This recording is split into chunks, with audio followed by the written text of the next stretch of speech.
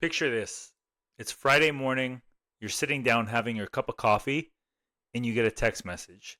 It's not a bill, but a dividend payment from your brokerage, literally telling you you just got paid, all for simply owning a stock. In this video today, I'm going to show you how to build a dividend portfolio step by step so you can learn how to grow your own portfolio that pays you $50,000 a year in dividend income. We'll go over what dividend investing really means, how to pick the right kind of dividends for your portfolio, how to structure your portfolio for both safety and growth, and the math behind reaching that $50,000 dividend goal. Let's turn your money into a money-making machine. But before we get started, welcome back to the channel where we discuss how to grow our portfolios for the ultimate portfolio payday.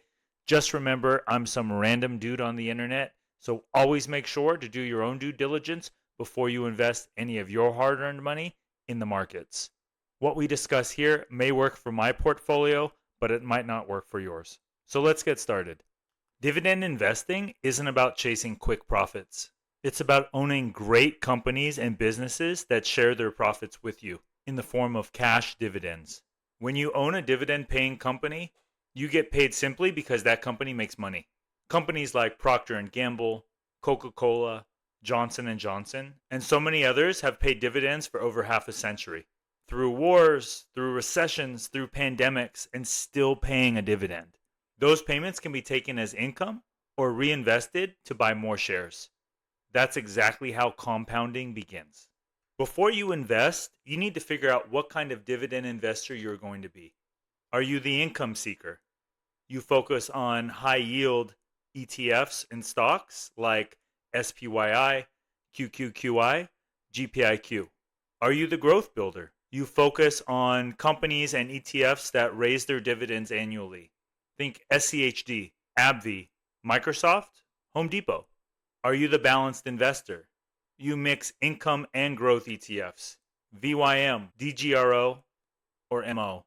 To be a successful dividend investor, you need to think of your dividend portfolio as a pyramid. First, you build the base layer, something that's safe, stable, and reliable. Think companies like the Dividend Kings or the Dividend Aristocrats. Coca-Cola, Johnson & Johnson, PepsiCo, those kind of companies that have been around for a long time and have continually paid a safe, secure dividend. You have the middle layer, maybe 30 to 40% of your portfolio.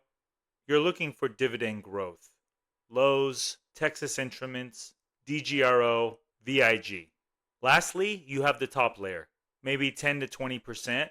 This is the opportunistic yield. This is the high growth opportunity.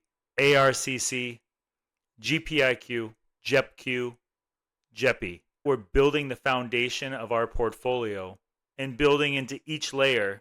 Let's figure out how to get to that $50,000 dividend income goal by breaking down the math. If you build a dividend portfolio that averages 4%, and if you wanted $50,000 per year annual income, you would need to invest $1.25 million. Simply take $50,000 a year divided by 4%, and that will tell you exactly how much money you need. If you build a portfolio of 6% average yield, you'll need $833,000. If you build a portfolio with an 8% average yield, you'll need $625,000. And if you have a portfolio with a 10% yield, you'll need $500,000. I know what you're saying. A 10% yield? Yeah, right. Good luck with that. Well, let's do a calculation. A 6% yield on your portfolio isn't that far out of reach. If you wanted to target $50,000 a year in dividend income and you were starting from scratch, you invested $1,000 per month on a 6% yield to get to $50,000 of dividend income, it would take you just under 24 years.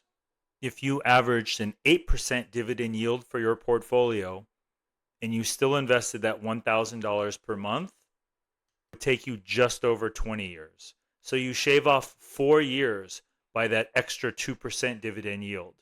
If you take a look at these ETFs that average somewhere between 8 to 14% dividend yield, there are plenty of options to choose from.